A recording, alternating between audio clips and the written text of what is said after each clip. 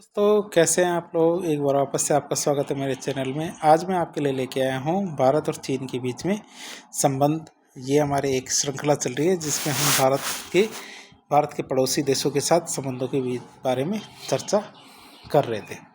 आज हम बात करेंगे किसके बारे में, भारत और चीन के संबंधों के बारे में। तो शुरुआत करें। जो हमारी 20वीं सदी है, जो 20वीं सदी के मध्य तक देखें तो भारत और चीन के बीच में संबंध कैसे थे, न्यूनतम थे। मतलब भारत और चीन के बीच में इतने खास संबंध नहीं थे। ये संबंध क्या कुछ व्यापारियों तक, तीर्थ यात्रियों तक और विद्वानों के आवागमन तक ही सीमित थे। कि मतलब यही कार्य भारत और चीन के बीच में किया जा रहा है।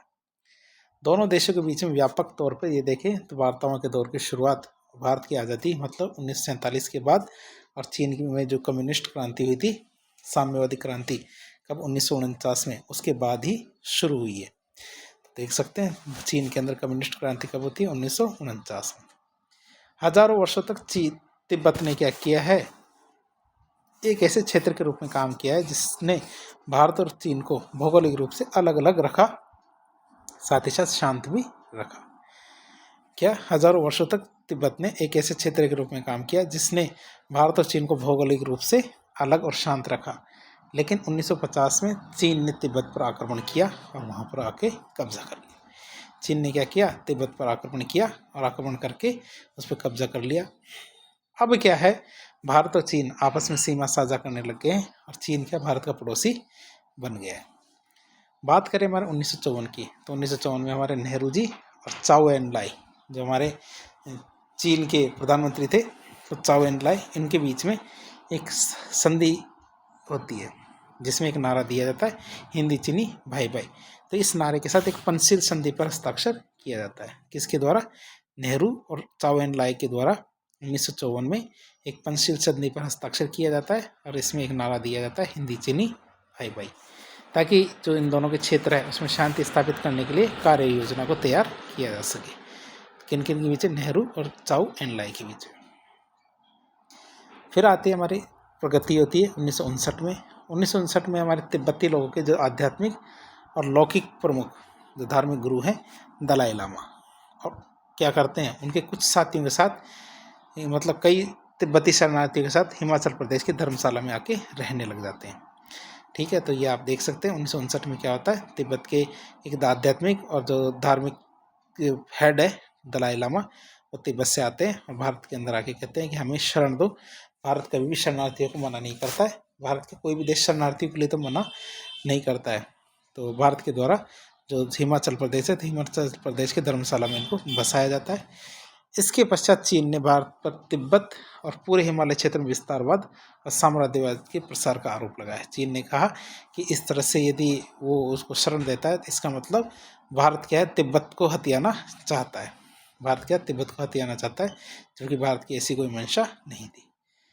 अब इसके प्रोग्रेस की बात करें तो 2011 में चीन भारत विनिमय वर्ष और 2012 को चीन भारत मैत्री और सहयोग वर्ष के रूप में भी चुना गया है। मतलब भारत ने इसमें सहयोग किया है। भारत और चीन की बात करें तो भारत और चीन के एक साथ स्वतंत्र होने के बाद, मतलब भारत 1947 में, तो साम्यवादी क्रांति चीन में कब होती है, 1949 में। इतिहास में कटु संबंधों के अभाव में, क्यों, क्योंकि पिछले जो संबंध थे भारत और चीन के, तो कभी भी कटु मतलब खराब नहीं रहे। तो इन दोनों देशों के बीच में धार्मिक सांस्कृतिक जुड़ाव के आधार पर उम्मीद थी कि भारत और चीन क्या संबंध घनिष्ठ होंगे और उससे भी ज़्यादा सुदृढ़ होंगे। इसी उम्मीद के साथ हिंदी चीनी भाई भाई का नारा दिया गया था और आपसी संबंधों में पंचशील को अपनाया गया था। लेकिन भारत चीन संबंधों का आधुनिक इतिहास क्या विवादों से भरा हुआ है। किसका, भारत चीन का जो वर्तमान जो संबंध है वो कैसे हैं, विवादों से भरे हुए। अब बात करते हैं पहला विवाद आता तिब्बत का विवाद। तिब्बत एक स्वतंत्र राष्ट्र था जिस पर 1950 में चीन ने आक्रमण करके अधिकार कर लिया। क्या, 1950 में चीन ने आक्रमण किया और अधिकार कर लिया। स्वतंत्र तिब्बत का अस्तित्व समाप्त होने से भारत और चीन के बीच का जो बफर स्टेट है वो समाप्त हो जाता है और दोनों देशों के बीच में एक लंबी सीमा अस्तित्व में आ जाती है। 1951 में चीन और तिब्बत के बीच में हुए समझौते के तहत तिब्बत ने चीन का आधिपत्य स्वीकार कर लिया। तिब्बत ने क्या किया, चीन का आधिपत्य स्वीकार कर लिया। कब, जब 1951 में चीन और तिब्बत के बीच में एक समझौता होता है। चीन भी कम नहीं है, चीन ने भी क्या किया, तिब्बत को चीन में स्वायत्ता देती, मतलब जो ऑटोनॉमी देती कि भैया अपने नियम तो खुद बना लो, लेकिन ये चीन का हिस्सा माना जाएगा। चीन के द्वारा तिब्बत के स्वायत्ता के उल्लंघन से यहाँ विरोध प्रदर्शन होते हैं कि स्वायत्ता का उल्लंघन करता चीन बार बार। ऐसे तो कागजों में तो स्वायत्ता दे रखी है, लेकिन चीन कभी भी तिब्बत को पूर्ण स्वायत्ता नहीं देता है, जिसका चीन के द्वारा दमन किया जाता है। जब तिब्बत है तो तिब्बत की स्वायत्ता का चीन के द्वारा दमन किया जाता है। तिब्बत से दलाई लामा के नेतृत्व में शरणार्थी भारत आते हैं और भारत में आके वो धार्मिक आधार पर शरणार्थी बनते हैं। आज भी तिब्बत की निर्वासित सरकार भारत में और ये विवाद का कारण बनी हुई है। क्यों? क्योंकि भारत जो हमें हिमाचल प्रदेश है, हिमाचल प्रदेश की धर्मशाला में हमारे तिब्बती लोग रहते हैं। अब बात करते हैं भारत और चीन के बीच में सीमा विवादों की। सीमा विवादों की बात करें तो भारत और चीन के मध्य लगभग 3500 किलोमीटर की सीमा है, जिसे 3 भागों में विभाजित किया जा सकता है। हमारे भारत और चीन के बीच में क्या 3500 किलोमीटर की सीमा है, जिसे हमारी पश्चिमी सीमा, मध्य सीमा और पूर्वी सीमा में बांटा जा सकता है।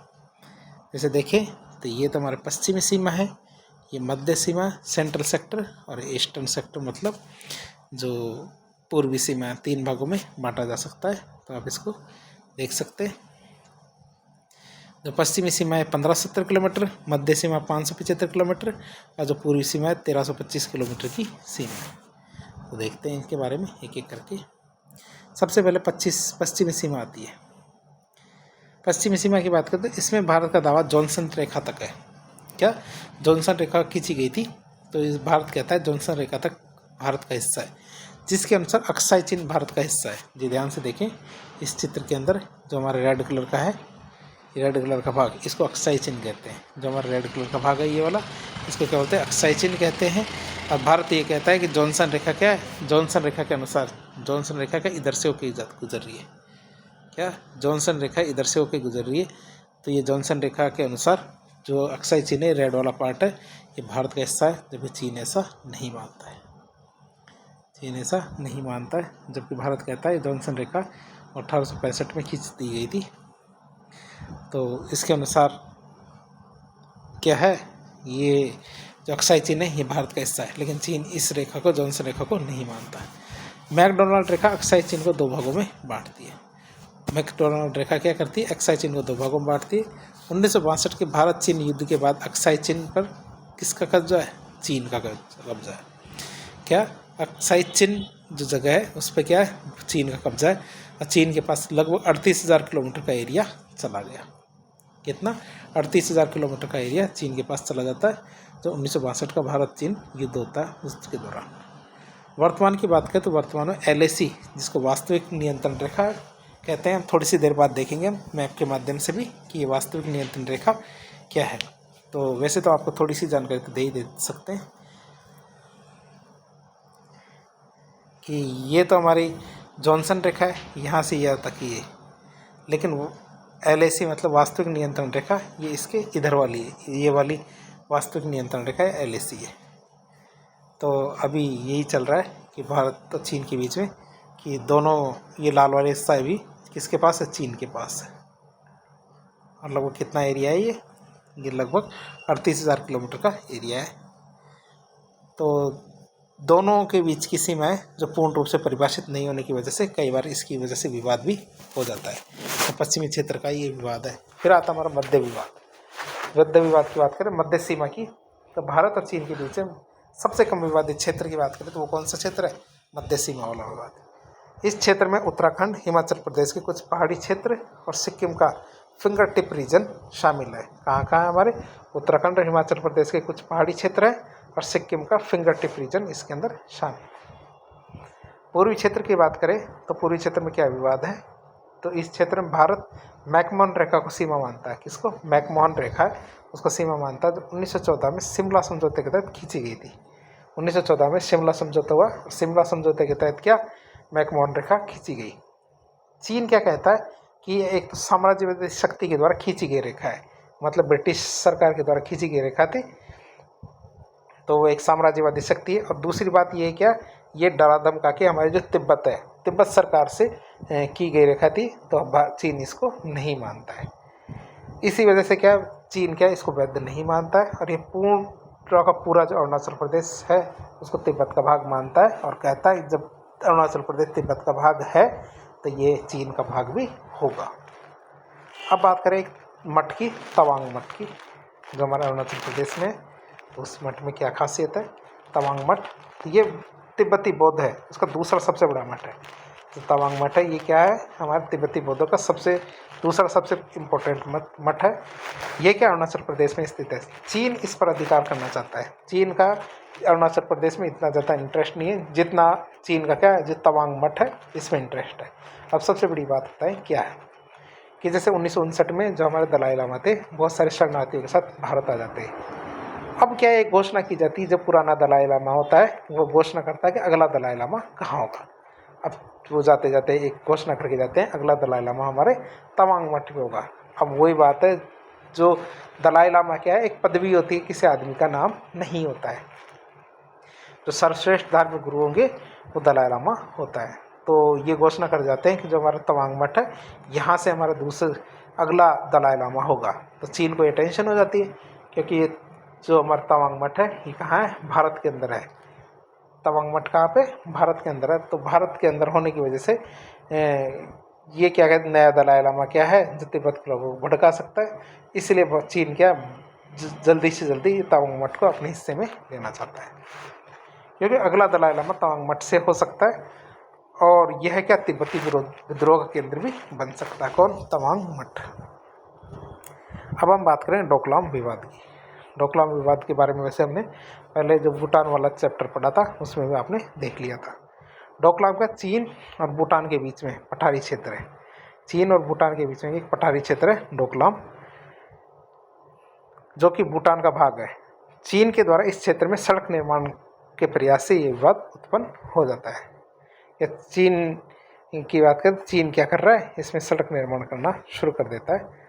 तो वही बात है, इस विवाद से भारत ने चीन का विरोध किया। क्यों, क्योंकि भूटान की रक्षा का दायित्व किसके पास है, भारत के पास है।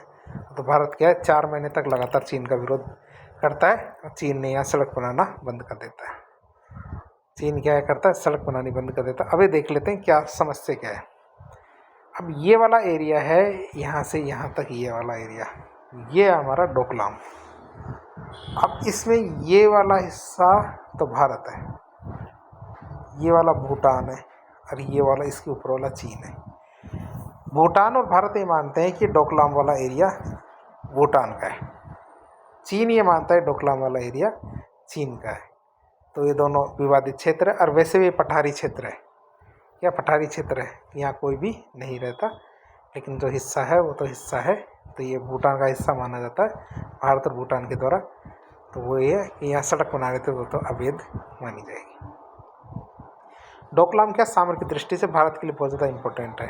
क्यों, क्योंकि ये चिकन नेक कॉरिडोर है, हमारे सिलीगुड़ी कॉरिडोर इसके बहुत ज़्यादा पास में है। किसके पास है, सिलीगुड़ी कॉरिडोर है असम के, तो उसके बहुत ज़्यादा पास है। तो चिकन नेक कॉरिडोर के उत्तरी पूर्वी भारत को शेष भारत से जोड़ने का एकमात्र छोटा सा रास्ता है। अगर यदि डोकलाम के पास में चीन अपनी सड़क बना लेता है तो कभी भी यदि भारत और चीन के बीच में कोई विवाद होता है तो चीन सबसे पहले जो सिलीगुड़ी कॉरिडोर है उसको बाधित करने का कार्य कर सकता है। अब बात करें, एक विवाद आता है भारत और चीन के बीच में, गलवान घाटी विवाद। क्या, गलवान घाटी विवाद की बात करें तो गलवान घाटी लद्दाख और अक्साई चीन के बीच में LAC के समीप स्थित है। आपको दिखा दे, ये हमारे गलवान घाटी विवाद की बात करें तो ये वाली लाइन है, डैश डैश वाली लाइन है, ये LAC है और यहाँ पे क्या हमारी गलवान है क्या, और ये हमारे अक्साई चीन है और ये हमारे लेह है, मतलब लद्दाख है। तो लद्दाख और अक्साई चीन के बीच में क्या है, एक घाटी है, वो कौन सी है, गलवान घाटी।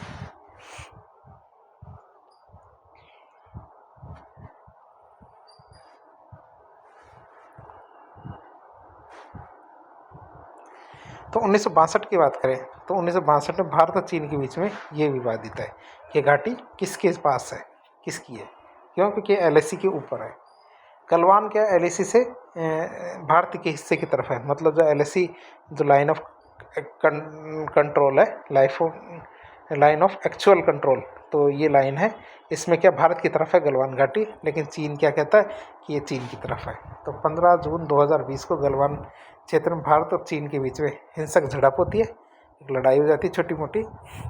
दोनों के बीच पक्षों को भारी जान और माल का नुकसान होता है इस घाटी में। इस घटना के बाद गलवान घाटी दोबारा से चर्चा का विषय बन जाती है और अभी स्टैंड स्टिल एग्रीमेंट है दोनों का, कि मतलब इससे पहले जो जहाँ था वो वहाँ पे चला जाए गलवान घाटी के अंदर। तो ये घाटी दोबारा से चर्चा का विषय बन जाती है। अब बात करें जो हमारे इस तरह जो सीमा विवाद तो हमने काफ़ी सारे देख लिए। अब सीमा विवाद को हल करने के लिए भारत और चीन के द्वारा काफ़ी प्रयास किए जाते हैं।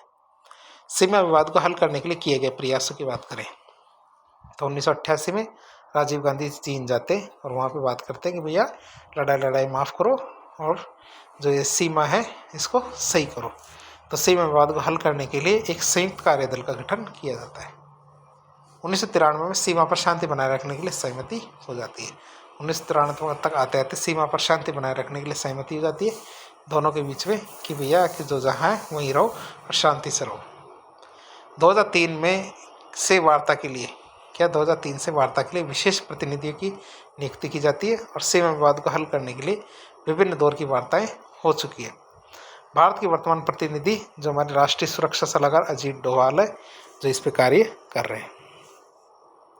2013 में सीमा सुरक्षा और सहयोग समझौता किया गया है, जिसके तहत सीमा विवाद को हल करने का यथासंभव प्रयास किया जा रहा है। मतलब कि जो भी कोशिश हो सकती है, थोड़ा बहुत चाहे नुकसान उठा के क्यों ना हो, लेकिन सीमा विवाद को हल किया जाए। 2018 से भारत के प्रधानमंत्री और चीन के राष्ट्रपति के बीच में अनौपचारिक वार्ताएं भी हो रही है, ताकि जो सीमा विवाद है इसको हल किया जा सके।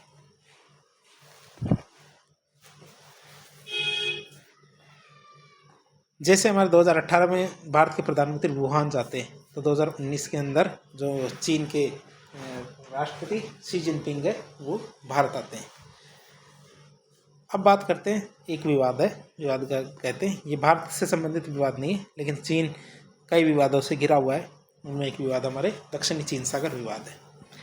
चीन के जो पुराने ग्रंथ हैं उनमें क्या एक 9 डैश लाइन का सिद्धांत दिया गया है। चीन ने अपने 9 डैश लाइन सिद्धांत के तहत अधिकतर दक्षिणी चीन सागर पर अधिकार कर यहाँ के द्वीपों को अपने नियंत्रण में ले लिया और वहाँ पे कृत्रिम द्वीपों का निर्माण किया गया। आप बता दें ये क्या चीज़ है, कि ये तो हमारा चाइना है, ये चीन है, और ये है हमारा दक्षिणी चीन सागर है। ये क्या है हमारा दक्षिणी चीन सागर है। दक्षिणी चीन सागर के पास में हमारे बहुत सारे देश हैं, जैसे वियतनाम है, मलेशिया है, ये मलेशिया का हिस्सा है, ये फिलीपींस है, ये ताइवान है। तो ऐसे करके बहुत सारे देश हैं और दक्षिणी चीन सागर पर सभी देशों का हिस्सा है। चीन का भी हिस्सा है, लेकिन बाकी जो हमारे फिलीपींस है, मलेशिया है, वियतनाम है, ऐसे करके सभी देशों का हिस्सा है। लेकिन चीन क्या कहता है, एक 9 डैश लाइन बनाता है, जैसे ये एक लाइन ये 2 3 4 5 6 7 8 9, और ये ताइवान है ही, जिसको लाइन नहीं बनेंगे लेकिन ताइवान है। चीन ने कहा कि इस तरह इन लाइनों को इस तरह से ऐसे मिलाएं तो ये पूरा का पूरा क्षेत्र किसका माना जाएगा, ये हमारे चीन का हिस्सा माना जाएगा। अब बाकी सारे देश टेंशन में आ जाते हैं। क्यों? क्योंकि उन्होंने कहा कि 9 डैश लाइन आपने बनाई कैसे। उन्होंने चीन ने कहा कि हमारे जो पुराने ग्रंथ है, पुराने ग्रंथों में ये 9 डैश लाइन बनी हुई है। अब इसमें आप ध्यान से देखेंगे तो आपके ये जैसे स्पार्टली आइलैंड्स है, ये आपके पार्सल आइलैंड्स है, स्कोरबोरो आइलैंड्स है। तो ऐसे करके बहुत सारे आइलैंड है जो इस क्षेत्र के अंदर है, उन पर भी चीन कब्जा कर लेता है। तो चीन के द्वारा क्या किया गया, पारासल, स्कारबोरो और स्पैटली तो आइलैंड्स हैं, इन पे भी कब्जा कर लिया जाता है, जो हमारे वियतनाम, फिलीपींस और मलेशिया इनके क्षेत्र में है। तो इनके क्षेत्रों में जाकर भी चीन क्या करता है, इन आइलैंड्स पर कब्जा कर लेता है। ये कमज़ोर है बाकी देश, इसलिए ऐसा कर रहा है चीन की इस दावे से अंतर्राष्ट्रीय नौवहन और वायु परिवहन की स्वतंत्रता भी बाधित होती है, जिसका संयुक्त राज्य अमेरिका सहित कई विश्व के देशों के द्वारा विरोध किया जाता है। क्यों? क्योंकि सबसे ज़्यादा व्यापार क्या है, दक्षिणी चीन सागर से होकर ही होता है, जो वैश्विक शक्तियों में टकराव का कारण बन सकता है। चीन का यह दावा क्या अंतर्राष्ट्रीय कानून जो अनक्लोज है, मतलब United Nation convention on law of sea, इसके विरुद्ध है। फिलीपींस के द्वारा स्कारबोरो द्वीप के विवाद को मध्यस्थता के लिए स्थायी न्यायालय में उठाया गया, जिसमें फिलीपींस के पक्ष में निर्णय आता है कि ये स्कारबोरो द्वीप है ये किसके हैं, फिलीपींस के माने जाएंगे। तो चीन इस निर्णय को मानने से मना कर देता है और वो मना कर देता है कि मैं स्कार्बोरो जो आइलैंड्स है ये फिलीपींस को नहीं दूंगा। फिर बात करें हमारे चीन की स्ट्रिंग ऑफ पल्स नीति। कौन सी स्ट्रिंग्स ऑफ पल्स नीति जो हमारे किसकी है, चीन की, तो इसके बारे में बातचीत करें। तो ये चीन के द्वारा भारत को घेरने की नीति है। स्ट्रिंग ऑफ पल्स नीति क्या है, चीन के द्वारा भारत को घेरने की नीति है। इसके तहत चीन क्या कर रहा है, दक्षिणी चीन सागर से लेकर हिंद महासागर तक बहुत सारे बंदरगाह सैनिक अड्डों का निर्माण कर रहा है। चीन क्या कर रहा है, दक्षिण चीन सागर से लेकर हिंद महासागर तक बंदरगाहों और सैनिक अड्डों का निर्माण कर रहा है। अब बात करें कौन कौन से सैनिक अड्डे और बंदरगाह का निर्माण कर रहा है उनकी। जैसे हमारे म्यांमार के अंदर क्याकपियो बंदरगाह है, बांग्लादेश के अंदर चिटगांव बंदरगाह है, हम्बनटोटा बंदरगाह श्रीलंका में, पाकिस्तान में ग्वादर बंदरगाह, थाईलैंड में लेम चाबांग बंदरगाह और सिहानो कबीले कंबोडिया के अंदर। तो मैप के अंदर इनको दिखा देते हैं आपको, ये बंदरगाह कहाँ का है। जैसे म्यांमार में क्याकपियो बंदरगाह है, एक मिनट, ये जैसे हमारे पाकिस्तान में ग्वादर बंदरगाह है, जैसे हमारे श्रीलंका में हम्बनटोटा बंदरगाह है। तो ऐसे करके बहुत सारे बंदरगाह जो हमारे बना रहा है कौन, चीन। किसके तहत, ये हमारी स्ट्रिंग ऑफ पल्स नीति है, इसके तहत। अब बात करें हिंद महासागर में जो नौसैनिक अड्डों की, तो नौसैनिक अड्डे कौन कौन से बना रहा है चीन। तो म्यांमार में कोको द्वीप पर, म्यांमार में क्या है, कोको द्वीप पर नौसैनिक अड्डा बना रहा है। जैसे हमारे इसके अंदर तो नहीं बताया, म्यांमार के अंदर कोको द्वीप है, लेकिन कोको द्वीप पर बना रहा है। जिबूती नाम का देश है, जिबूती हमारे अफ्रीका का एक देश है, तो उसमें भी नौसैनिक अड्डे बना रहा है। पाकिस्तान के जीवानी नाम की जगह है, वहाँ पर भी नौसैनिक अड्डे बना रहा है। इस नीति से क्या, चीन की हिंद महासागर में सैन्य गतिविधियाँ बढ़ी है। जो नीति है चीन की, तो इस नीति से क्या, चीन की हिंद महासागर में सैन्य गतिविधियाँ बढ़ रही है। चीन के द्वारा स्ट्रिंग ऑफ पल्स नीति के माध्यम से न केवल भारत के आसपास अपनी सैन्य उपस्थिति को बढ़ाया चीन ने, बल्कि भारत के पड़ोसी देशों से आर्थिक सहायता के माध्यम से अपनी कूटनीतिक स्थिति भी मजबूत की है। तो चीन क्या कर रहा है, स्ट्रिंग ऑफ पल्स नीति है, इस नीति के माध्यम से भारत के आसपास अपनी सैन्य उपस्थिति को भी बढ़ा रहा है, साथ ही साथ भारत के पड़ोसी देशों से आर्थिक सहायता के माध्यम से क्या उनकी आर्थिक सहायता की जा रही है, भारत के पड़ोसी देशों की, उनके माध्यम से क्या कूटनीतिक स्थिति भी मजबूत की जा रही है। अब हम बात करेंगे भारत और चीन के बीच में ब्रह्मपुत्र नदी विवाद। ब्रह्मपुत्र नदी विवाद की बात करें तो ब्रह्मपुत्र नदी चेमायुंगडुंग ग्लेशियर से निकलने के बाद तिब्बत से होते हुए भारत में प्रवेश करती है। और शुरुआत की बात करें तो जो हमारी ब्रह्मपुत्र नदी है, तो ब्रह्मपुत्र नदी क्या करती है, चेमायुंगडुंग ग्लेशियर से निकलती है और वहाँ से तिब्बत से होते हुए कहाँ, भारत में प्रवेश करती है।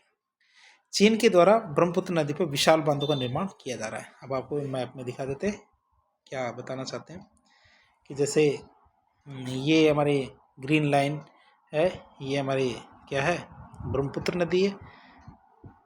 तो चेमायुंगडुंग ग्लेशियर से निकलती है और तिब्बत से होते हुए भारत के अंदर प्रवेश कर जाती है। अब ब्रह्मपुत्र नदी में क्या एक पंगा आता है कि इसमें कभी पानी ज़्यादा आ जाता है, कभी कम आ जाता है। तो चीन ने क्या किया, यहाँ पे एक 2 और 3 बांध बना दिए। एक मतलब जिगजू, जांगजू और जिक्सा, ये 3 बांध है, 3 बांध बना दिए। अब चीन का जब मन करता है उसे पानी खोल देता है, जब मन करता है पानी रोक लेता है। तो भारत की समस्या यही है कि जब भी इसके अंदर पानी छोड़े या पानी रोके तो भारत को इसकी सूचना मिलनी चाहिए। क्यों, क्योंकि यदि पानी एकाएक छोड़ते हैं तो भारत के अंदर बाढ़ की स्थिति आ सकती है। तो भारत की क्या आपत्ति है, ब्रह्मपुत्र के पानी की दिशा परिवर्तित की जा सकती है जिससे भारत को कम पानी मिलेगा। भाई आज तो बांध बनाया है, किसी समय के बाद में क्या चीन क्या कर सकता है, इस बांधों से क्या पानी को मोड़ करके चीन की तरफ मोड़ सकता पानी को। चीन कभी कभी क्या अचानक जल निकासी करने से भारत में बाढ़ की स्थिति उत्पन्न हो सकती है। चीन ने भारत के साथ कोई जल समझौता नहीं किया है। चीन ने क्या भारत के साथ किसी भी तरह का कोई जल समझौता नहीं किया है। तो चीन को क्या है इसके संबंध में एक जल समझौता करना चाहिए। हिमालय जो कि भूकंप संवेदी क्षेत्र है, उसमें ऐसे बांधों का निर्माण करना विनाशकारी हो सकता है। भाई ऐसे बांधों का निर्माण यदि चीन करता रहेगा तो ये विनाशकारी हो सकता है, यहाँ और भी ज़्यादा भूकंप आ सकते हैं। क्यों, क्योंकि इन क्षेत्रों में रिजर्वायर नहीं बन सकते। अब चीन और भारत के बीच में आर्थिक संबंधों की बात करें। चीन भारत का सबसे बड़ा व्यापारिक भागीदार है, जिसमें भारत को बड़ा व्यापारिक घाटा होता है। क्योंकि यदि एक बात मान के चलिए, भारत और चीन के बीच में 136 बिलियन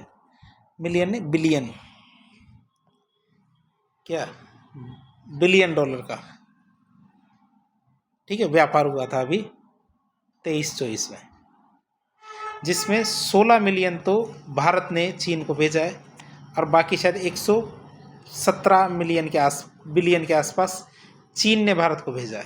तो आप देख सकते हैं कि दोनों में कितना अंतर है कि 16 या 17 बिलियन के आसपास तो भारत ने चीन को व्यापार किया है, मतलब निर्यात किया है, और चीन ने भारत को 117-118 बिलियन डॉलर के आसपास का निर्यात भारत को किया है। तो इन दोनों के बीच में क्या व्यापार के अंतर देखें तो लगभग 100 बिलियन डॉलर का, कितना 100 बिलियन डॉलर का भारत को व्यापार घाटा रहता है। कितना 100 बिलियन डॉलर का हमेशा भारत को व्यापार घाटा रहता है। बात करें हमारे जिसमें क्या भारत को बड़ा व्यापारिक घाटा है, क्यों?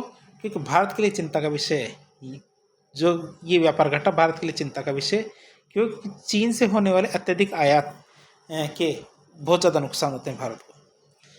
भारत में क्या है, बहुत ज़्यादा यदि चीन का माल आता है तो इससे भारत के जो घरेलू निर्माता है इनको नुकसान होता है।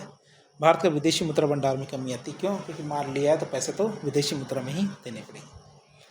माल के मामले में भारत की चीन पर निर्भरता बढ़ती है, भारत में रोजगार घटते हैं, भारत की राष्ट्रीय सुरक्षा के लिए खतरा होती है, क्यों? क्योंकि चीनी उत्पादों के माध्यम से जासूसी की जा सकती है। जैसे कई कंपनियां हैं, हुवई, ZTE, इन कंपनियों पर जैसे अमेरिका है उसने आरोप लगाया और आरोप लगा के इन कंपनियों को अमेरिका के अंदर उत्पाद बेचने से मना कर दिया। क्यों? क्योंकि उनको कहा गया कि इनके द्वारा जासूसी की संभावना की जासूसी की जा सकती है, ऐसी संभावना दर्शा करके उन पर रोक लगा दी गई।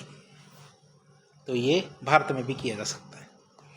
अब भारत और चीन के बीच में व्यापार असंतुलन है, भारत और चीन के बीच में व्यापार असंतुलन है। इसके क्या कारण है? पहला, चीन से अधिक आयात। चीन की उच्च विनिर्माण क्षमता के कारण उत्पादों की कम कीमत होती है। वो चीन में क्या फैक्ट्रियाँ बहुत ज़्यादा है, इस वजह से उनके उत्पादों की कीमत क्या है, बहुत कम रहती है। चीन की क्या उत्पादों की कीमत बहुत कम रहती है। चीन के द्वारा मुद्रा का अवमूल्यन किया जाता है, जिससे क्या निर्यात सस्ते हो जाते हैं, आयात महंगे हो जाते हैं। लागत मूल्य से कम कीमत पर भी उत्पादों की डंपिंग करने की कोशिश की जाती है। चीन के द्वारा क्या लागत मूल्य से कम कीमत पर भी उत्पादों की डंपिंग दूसरे देशों में, खासकर भारत में, करने की कोशिश की जाती है। सरकार के द्वारा चीनी उद्योगों की सहायता की जाती है। जो हमारा चीनी सरकार है, तो चीनी सरकार के द्वारा जो चीनी उद्योग है, ये खाने वाली चीनी नहीं है, ये चाइनीज इंडस्ट्री है, तो उसको बहुत ज़्यादा हेल्प की जाती है। चीन में लोन भी आसानी से मिल जाते हैं। ये कहते हैं चीन में सस्ती पूंजी की उपलब्धता।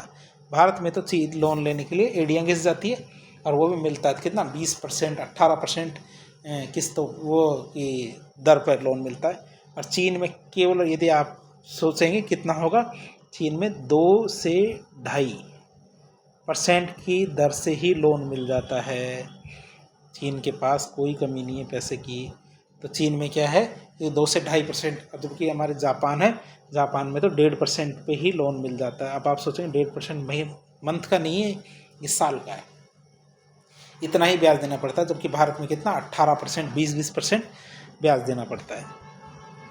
इसीलिए वहाँ पे क्या औद्योगिक प्रवृत्ति बहुत ज़्यादा, हमारे जापान में इंडस्ट्रियाँ काफ़ी ज़्यादा फ्लोरिश होती है। क्यों? क्योंकि उनको पैसे की कोई कमी नहीं है, पैसा आसानी से मिल जाता है। फिर भारत की बात करें, भारत से कम निर्यात। भारतीय उत्पादों का चीन के बाजार में पहुंच का अभाव। भारत के उत्पाद क्या चीन में पहुंच ही नहीं पाते।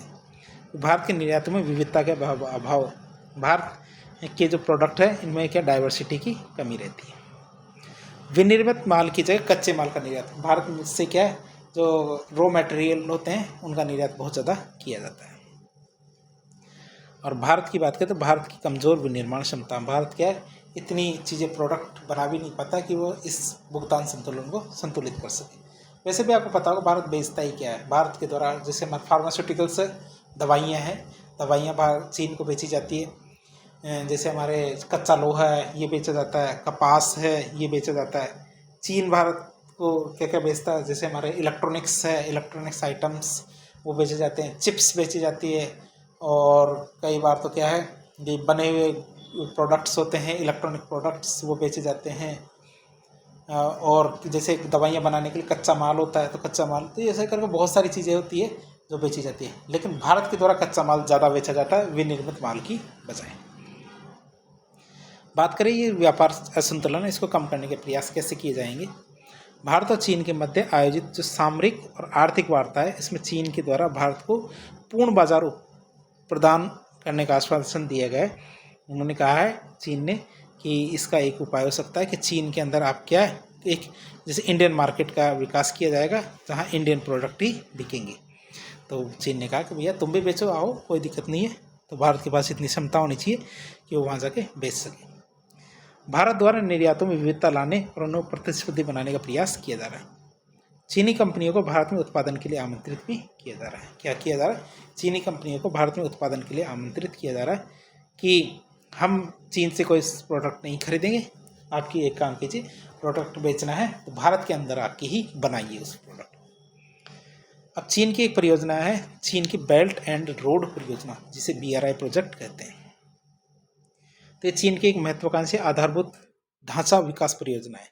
चीन की जो बेल्ट एंड रोड परियोजना है BRI, तो यह क्या है, एक महत्वाकांक्षी आधारभूत ढांचा परियोजना है, विकास परियोजना। इसकी शुरुआत चीन ने 2013 में की थी। कब? 2013 में की थी। शुरू में इसका नाम क्या, वन बेल्ट वन रोड रखा गया था। शुरू में क्या है, इस परियोजना का नाम क्या रखा गया था, वन बेल्ट वन रोड परियोजना रखा गया था। इस परियोजना का उद्देश्य चीन को थल समुद्री मार्ग के द्वारा, थल मार्ग और समुद्री मार्ग के द्वारा यूरोप, अफ्रीका, एशिया, हिंद महासागर, प्रशांत महासागर, इन सब जगह से जोड़ना था। किसके माध्यम से? थल के माध्यम से और समुद्री माध्यम से चीन को इन सब जगह से जोड़ना था।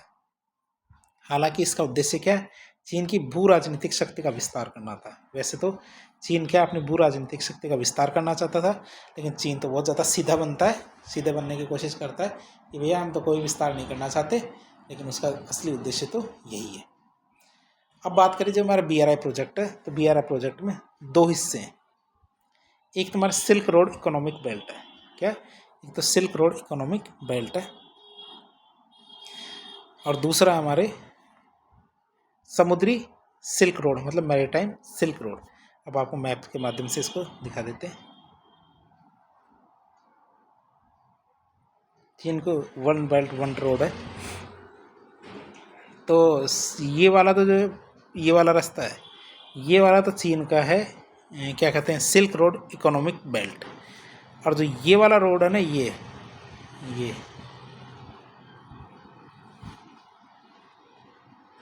ये हमारे है मैरीटाइम सिल्क रोड, और ये हमारे CPEC है ही। CPEC मतलब चाइना पाकिस्तान इकोनॉमिक कॉरिडोर। तो हम आप देख सकते हैं, तो ये दोनों के दोनों दो भाग है इसके।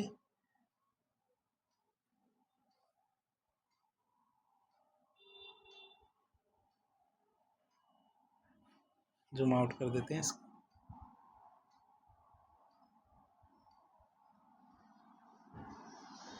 तो पहला आता है सिल्क रोड इकोनॉमिक बेल्ट।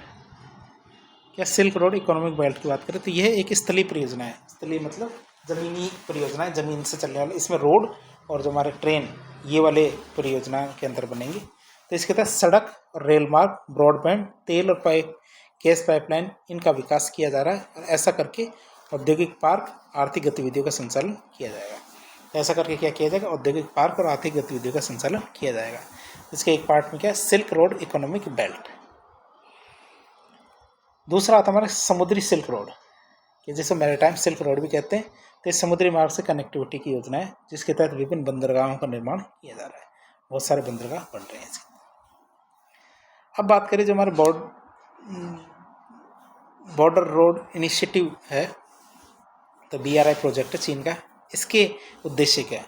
इसके माध्यम से चीन स्वयं को महाशक्ति के रूप में स्थापित करना चाहता है। BRI प्रोजेक्ट के जरिए क्या है, चीन क्या चाहता है, स्वयं को महाशक्ति के रूप में स्थापित करना चाहता है और अपने विदेशी मुद्रा भंडार का उपयोग अन्य देशों को ऋण देकर अपने नियंत्रण अधीन करने के लिए कोशिश कर रहा है, अपने कंट्रोल में लाने की कोशिश कर रहा है दूसरे देशों को। दक्षिण एशिया और हिंद महासागर में भारत के प्रभाव को कम करना चाहता है। इसके जरिए क्या, दक्षिणी एशिया और हिंद महासागर में भारत के प्रभाव को कम करना चाहता है।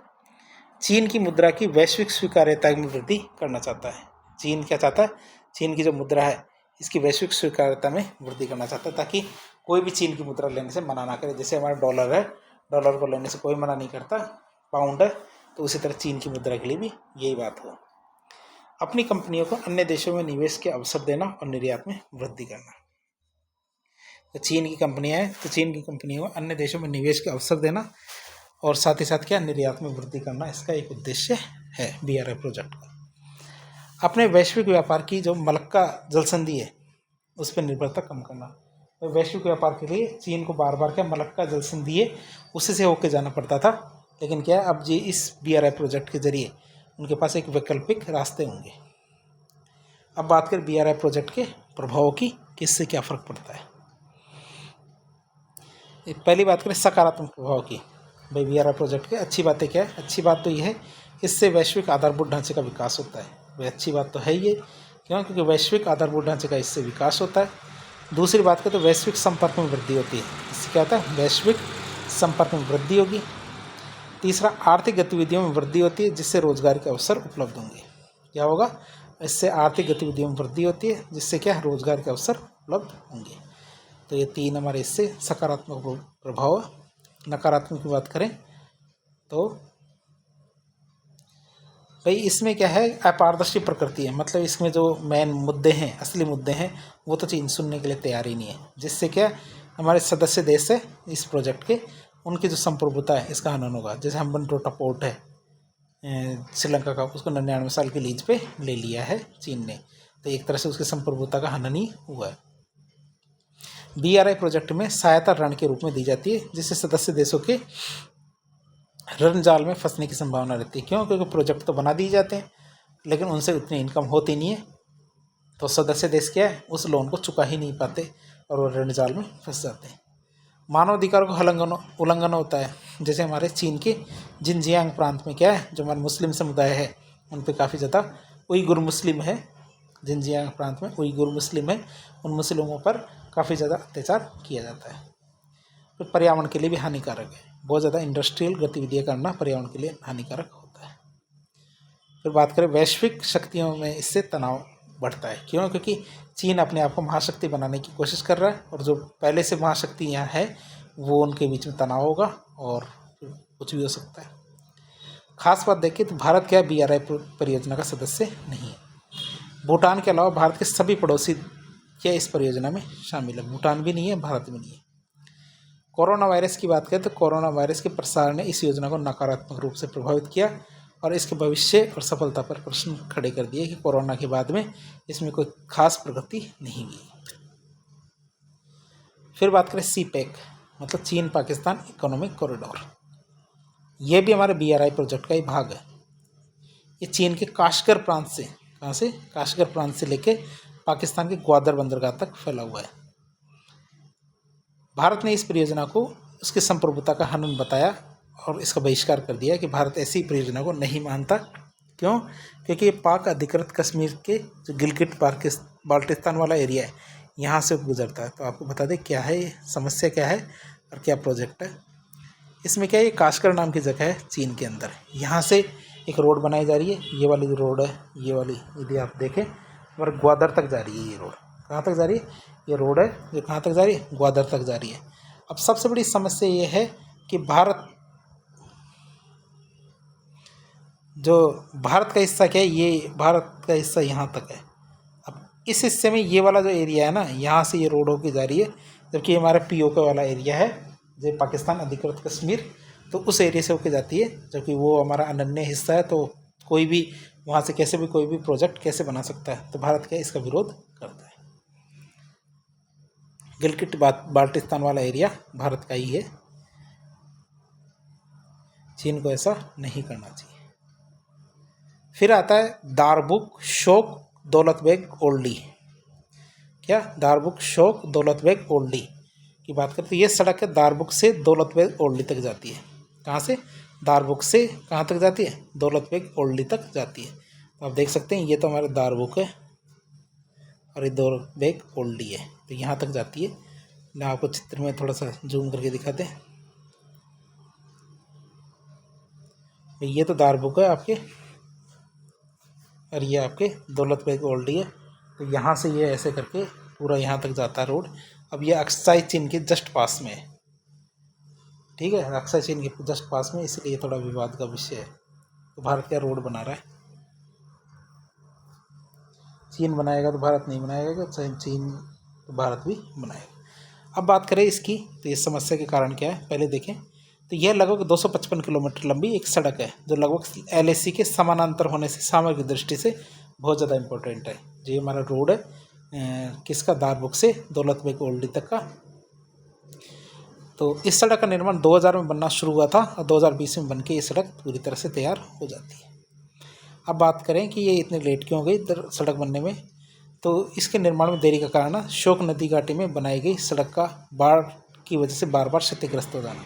मतलब जो शोक नदी है घाटी, वहाँ पे जब भी सड़क बनाते थे तो वहाँ पे बारिश हो जाती थी और बाढ़ आ जाती थी। इस वजह से क्या वो सड़क वापस ख़राब हो जाती थी। इस सड़क के निर्माण की वजह से बात क्या है, DBO तक भारत की सड़क निर्माण से पहुंच सुनिश्चित हुई है और सैन्य दृष्टि से भी बहुत ज़्यादा इम्पोर्टेंट है। ये वाला एरिया है दौलत बेग ओल्डी DBO, ठीक है। अब बात करें DBO दौलत बेग ओल्डी इतनी इम्पोर्टेंट क्यों है कि हम सन 2000 से लेकर 2020 तक सड़क निर्माण करते ही जा रहे हैं। बहुत ज़्यादा इम्पोर्टेंट क्यों है ये बात करें तो ये 16,000 फीट से अधिक ऊंचाई पर शोक और काराकोरम दर्रे के बीच में एक पठार है।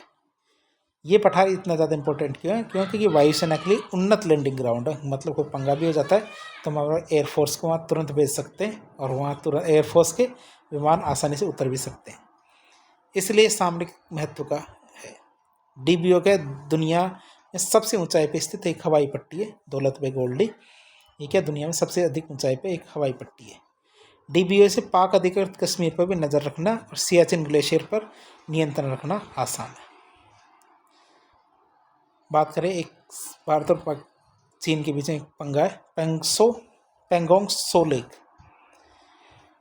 पेंगोंग सो लेक की बात करें तो ये लद्दाख में लगभग 14,000 फीट ऊंचाई पर स्थित 135 किलोमीटर लंबी एक झील है। पेंगोंग सो लेक की बात करें तो 14,000 किलोमीटर ऊंचाई पर स्थित एक पेंगोंग सो लेक है। कितने 135 किलोमीटर लंबी, जिसका क्षेत्रफल की बात करें तो 604 वर्ग किलोमीटर क्षेत्रफल है। मैं आपको चित्र में आपको पहले पेंगोंग सो लेक दिखा दूँ। तो ये पेंगोंग सो लेक है। तो इसमें आप नंबरिंग देख रहे हो, ये फिंगर्स है, फिंगर 1 2 3 फिंगर्स को मतलब पहाड़ियाँ हैं, पहाड़ियों को फिंगर्स कहते हैं इस एरिया में। तो ये ब्लू कलर के आपको ये दिख रही होगी, ये हमारे पेंगोंग सो झील है। पेंगोंग सो झील ही हमारे पंगा बना हुआ है चीन और भारत के बीच में। वैसे तो भारत का हिस्सा है पेंगोंग सो लेक भी और अक्साई चीन भी, लेकिन अभी पाकिस्तान चीन के नियंत्रण में है तो है। अब बात करें हमारे जो LAC है, इस झील के मध्य में से गुजरती है। जो पेंगोंग सो झील है तो पेंगोंग सो झील के बीच में से गुजरती है और इस झील का 1/3 हिस्सा भारत का है। मतलब 45 किलोमीटर एरिया भारत का, बाकी 2/3 एरिया किसका है, चीन का। मतलब 90 किलोमीटर हिस्सा चीन का है। ये खारे पानी की झील है जो सर्दियों में जम जाती है और इसी वजह से यहाँ आइस स्केटिंग और पोलो के लिए बहुत बढ़िया जगह मानी जाती है। यदि कोई आइस स्केटिंग करता है, पोलो खेलता है, आइस पोलो, तो उसके लिए बहुत बढ़िया जगह है ये। इसमें 45 किलोमीटर का एरिया भारत का है, बाकी 90 किलोमीटर का एरिया किसका, चीन का है। इस झील की चौड़ाई कितनी है, 6 किलोमीटर। 6 किलोमीटर इस झील की चौड़ाई है। अब बात करें चुशुल घाटी मार्ग में स्थित होने के कारण, भाई ये झील का है चुशुल घाटी मार्ग में स्थित है, इस वजह से इस झील का सामरिक महत्व है। क्यों, क्योंकि यहीं से चीन ने 1962 के युद्ध की शुरुआत की थी। तो डर है कि दोबारा यदि युद्ध की शुरुआत हो तो कहीं यहीं से ना हो जाए। अब बात करें विवाद क्या है, दोनों के बीच में विवाद क्या है भारत और चीन के बीच में। तो पेंगोंग सो झील के उत्तरी किनारे पर स्थित पहाड़ियों को फिंगर्स कहा जाता है। ये फिंगर्स देख सकते हो, एक गिनती लिखी हुई थी, इनको हमने क्या कहा था, फिंगर्स। भारत के अनुसार LAC फिंगर 8 से होकर गुजरती है। जैसे हमने चित्र में लाल लाइन देख रही है, तो लाल लाइन भारत कहता है कि जो हमारी फिंगर्स है ये मतलब भारत का क्षेत्र LAC। तो LAC के लाल लाइन के अनुसार फिंगर 8 से होकर गुजरती है, जबकि भारत अपना नियंत्रण कहाँ 4 तक ही बना के रख रखा है। ये यहाँ तक ये भारत का नियंत्रण है। लेकिन उसने भारत ने कहा कि हमारा नियंत्रण तो है, लेकिन हमारा ये लाइन है जो 8 तक जाती है। भारत के द्वारा जो पेट्रोलिंग है वो फिंगर 8 तक की जाती है। हमारी चौकी तो 4 तक है, लेकिन हमारी पेट्रोलिंग क्या 8 तक होती है। चीन ने दावा किया कि जो LAC है ये 2 तक ही है, क्या वो तो और भी कहता है कि ये 2 है, तो 2 के इधर है भारत है और इसके इधर क्या है, चीन है। तो चीन तो एक कदम आगे बढ़ के और ज़्यादा घपला करने की कोशिश कर रहा है। चीन का दावा है कि जो LAC फिंगर है 2 से होकर गुजरते हैं, लेकिन चीन की पोस्ट फिंगर 8 पर है। कुछ साल पहले चीन ने फिंगर 4 पर पोस्ट बनाने की कोशिश की, जिससे भारत ने आपत्ति के बाद में हटा दिया। भारत ने आपत्ति की, चीन ने वो पोस्ट को हटा दिया। भारत की परमानेंट पोस्ट फिंगर नंबर 3 पे है। जो वर्तमान गतिरोध की बात करें तो वर्तमान गतिरोध फिंगर 5 पर दोनों सेनाओं के आमने सामने होने पर शुरू हुआ, जिसके बाद दोनों देशों की द्वारा इस क्षेत्र में भारी मात्रा में सेना की तैनाती कर दी गई है। अब समझौते की बात करें तो चीनी सैनिक फिंगर 8 के पूर्व की ओर लौटेंगे। तो दोनों ने समझौता हुआ भारत और चीन के बीच में। तो इसमें क्या हुआ कि दोनों चीनी सैनिक क्या है फिंगर 8 के पूर्व में लौटेंगे और भारत अपने सैनिकों को फिंगर 3 पर एक परमानेंट पोस्ट बनाएगा और वहाँ पे तैनात करेगा। अप्रैल 2020 के बाद झील के उत्तर और दक्षिण में बनाए गए सभी स्ट्रक्चर को नष्ट कर दिया गया। तो बैनर ड्रिल की बात करें तो इस प्रक्रिया के तहत जब विरोधी देश की नौका अपने देश जल क्षेत्र में प्रवेश करने लगती है, क्या कि जैसे कोई ये 45 किलोमीटर का एरिया तो भारत का, 90 किलोमीटर का एरिया चीन का, इस झील के अंदर पेंगोंग त्सो लेक की बात करें तो इस झील के अंदर यदि कोई दूसरा अपनी नाव लेके दूसरे के क्षेत्र में आ जाता है तो उसे वापस लौटने संदेश लिखा एक बैनर दिखाया जाता है कि भैया आप दूसरे देश में आ रहे हो तो वापस लौट जाओ। साथ ही लाउड स्पीकर से भी संदेश दोहरा देते हैं। ये प्रक्रिया दोनों देशों की सीमाओं में बफर क्षेत्र है वहाँ पे की जाती है, कि दोनों देशों को बफर क्षेत्र वहाँ पे की जाती है कि भैया गलती से कोई आ जाए तो उसको भैया तुम चले जाओ वापस। फिर एक शब्द आता है वर्लपूल। वर्लपूल की बात करें तो ये क्या होता है, अब जैसे दूसरे देश की नौका है वो बैनर दिखाने के बाद भी अपने क्षेत्र में वापस नहीं जाती और दूसरे देश के क्षेत्र में चली जाती है, तो भारतीय नौका उसे चेस करती है। चेस का मतलब पीछा करती है और तेजी से उसके चक्कर लगाने लगती है, इसे कहते हैं वर्लपूल। इससे सामने वाली नौका अस्थिर हो जाती है और उसे वापस अपने एरिया में ही जाना पड़ता है। अब हम बात करें चीन के और भारत की और भी कौन कौन से विवाद है। एक विवाद आता है हमारा गोगरा पोस्ट, जो हमारा पेट्रोलिंग पॉइंट है 17A, तो ये भी एक विवाद का विषय है। एक हॉट स्प्रिंग क्षेत्र है PP15, पेट्रोलिंग पॉइंट नंबर 15 है, ये भी विवाद का विषय।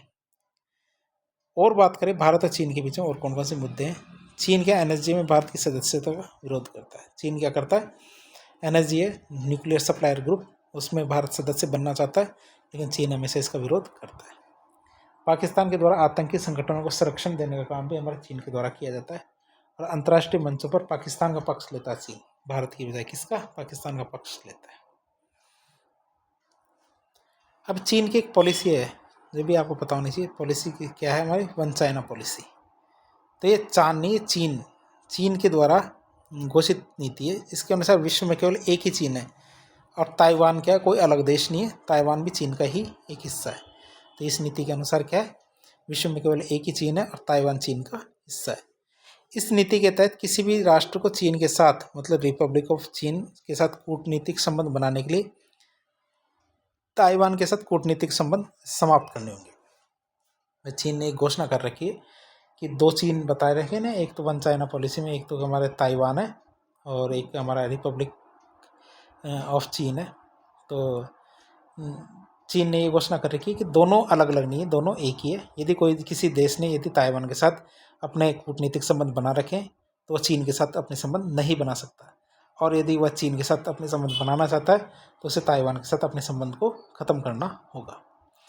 भारत की इस नीति पर एक पक्ष है कि भारत के वन चाइना पॉलिसी को मानने के लिए तैयार है, लेकिन तब जब चीन भी एक भारत का समर्थन करे और कश्मीर और अरुणाचल प्रदेश पे भारत का अधिकार स्वीकार करे और उन्हें छोड़ दे, तब तो भारत मान सकता है वन चाइना पॉलिसी को, नहीं तो तब तक नहीं मानेगा।